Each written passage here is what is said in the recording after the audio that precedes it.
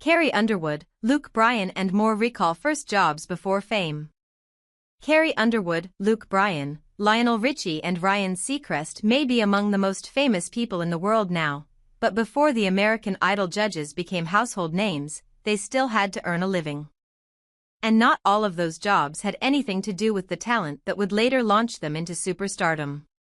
As Labor Day approaches, Entertainment Now takes a look at the first jobs of these American Idol legends. Carrie Underwood's gas station and hotel days. Carrie Underwood may now be a global superstar, but she remembers the grind of her teenage jobs vividly.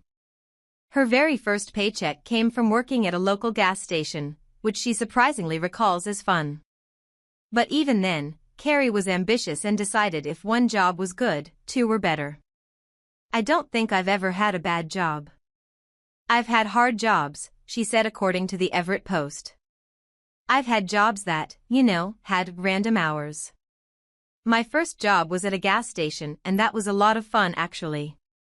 And while I was working at the gas station, I took on another job at a hotel down the street. That job that threw her into the deep end almost immediately. I had one day of training, and then the next day I came in and the lady who trained me didn't show," Carrie revealed.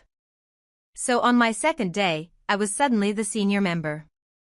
It may have been overwhelming, but Carrie powered through, an early glimpse of the determination that would carry her to an Idol win and a career filled with Grammys, platinum albums, and now her role as judge and busy mom of two." Luke Bryan's journey to country music stardom started with jobs that were anything but glamorous. According to Wide Open Country, at just 12 years old, Luke was stocking produce at Rubo's IGA supermarket in Leesburg, Georgia, peeling brown lettuce and cleaning up the aisles. Later, he spent time as a cashier at Kmart, a gig he mostly remembers for the blue light specials. But the hardest job of all was working for his father on the family farm. "I was driving tractors through cotton all day and spraying pesticides that eventually would turn your hair green," he revealed. "And then at some point, I started playing guitar. After college, I went back and worked for my dad and continued to spray and haul fertilizer around." Still, those long days in the Georgia sun helped shape his work ethic, eventually fueling the move to Nashville that launched his country career. Today, with 32 #1 hits, Bryan hasn't forgotten where it all began. Lionel Richie's first steps were musical. Unlike his fellow American Idol judges Carrie Underwood and Luke Bryan, Lionel Richie didn't spend his teen years stocking shelves or working retail. According to AFRTech.com, Lionel's first job was music itself. As a young man, Richie co-founded the Commodores, a funk and soul group that quickly built momentum in the 1970s. By the time he went solo in the early 80s, he was already crafting timeless hits like All Night Long and Hello. For Lionel, those early performances and relentless touring were the equivalent of clocking in, long nights on the road and endless rehearsals that built the foundation of his legendary career. Now, decades later, he shares that experience with Idol hopefuls, reminding them that passion and persistence are the real work behind success. Also, unlike Carrie Underwood and Luke Bryan, Ryan Seacrest never detoured from entertainment. In fact, before Ryan Seacrest became the face of American Idol and one of television's most recognizable hosts, he was already chasing the microphone.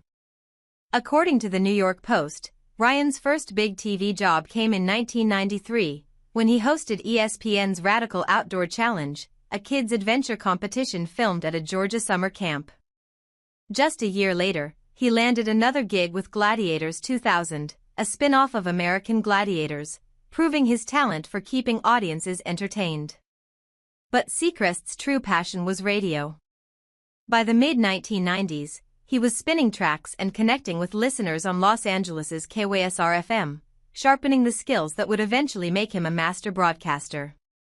Those early radio shifts weren't glamorous, but they gave him the confidence and comfort in front of a mic that would become his signature style. In 2002, when American Idol debuted, Seacrest stepped into the role that would define his career. Though originally considered for a judge's chair, he convinced producers to let him audition as host, a decision that paid off big time. More than 20 years later, Seacrest is still at the helm of the reality juggernaut, guiding contestants, and connecting with millions of viewers.